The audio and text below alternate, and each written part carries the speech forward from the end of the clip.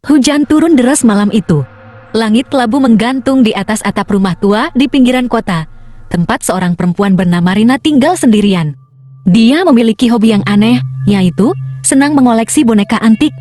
Di ruang tamunya berdiri lemari kaca besar berisi puluhan boneka dari berbagai negara. Ada yang berpakaian seperti putri Eropa abad ke-18, ada juga yang mengenakan kebaya tua dari Jawa. Setiap boneka punya nama sendiri. Rina menulisnya di label kecil di bawah masing-masing kepala boneka. Namun ada satu boneka yang tak punya nama. Ia membelinya sebulan lalu dari toko barang bekas yang hampir tutup. Pemilik tokonya menolak menerima uang darinya, hanya berkata, "Ambil saja kalau berani."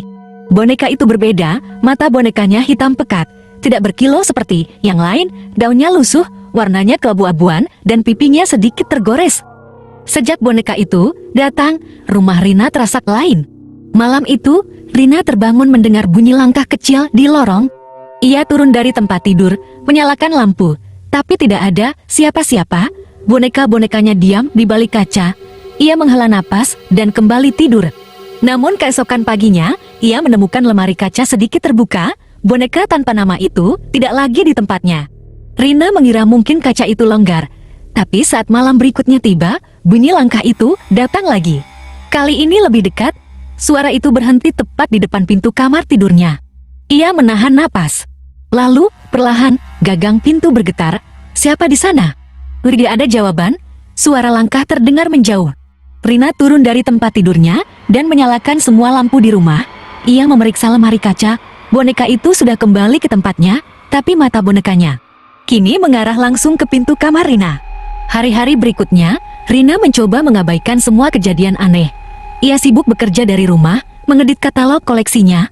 Namun setiap malam, lampu di ruang tamu selalu padam sendiri. Kadang, saat ia membuka lemari, boneka-boneka lain tampak bergeser posisi, seolah menatap ke satu arah yang sama, yaitu ke arah boneka tanpa nama itu. Ia mulai tidak bisa tidur, matanya sayu, kulitnya pucat.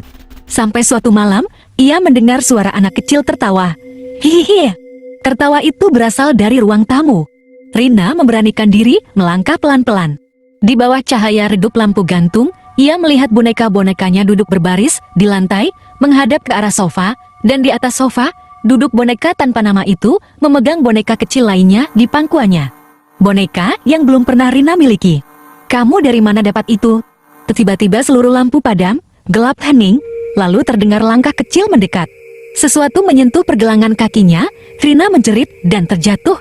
Ketika lampu kembali menyala, semua boneka sudah kembali ke tempat semula. Hanya satu hal yang berubah, boneka tanpa nama itu kini tersenyum. Keesokan paginya, Rina memutuskan menjual seluruh koleksinya. Ia tak tahan lagi, ia mengemas semua boneka dalam kotak besar, kecuali satu boneka tanpa nama itu hilang. Ia mencari ke seluruh rumah, tapi tak menemukannya. Akhirnya, ia menyerah dan membawa sisanya ke toko antik di kota. Pemilik toko menatapnya heran. "Ibu yakin mau jual semuanya?" "Iya, semua. Tapi, kenapa yang ini?" Pria itu menunjuk boneka dengan gaun abu-abu. Rina terdiam di rak toko itu, berdiri boneka yang hilang dengan mata hitam pikat yang sama, seolah sudah menunggunya. Saya tidak membawanya," ucap Rina pelan. Pemilik toko menatapnya kosong. "Ibu bercanda. Ini boneka yang ibu bawa pertama kali waktu kesini tadi." Rina melangkah mundur, wajahnya pucat. Boneka itu menatapnya lurus, bibirnya melengkung, sedikit lebih lebar dari sebelumnya. Akhirnya, Rina memutuskan pindah dari rumah.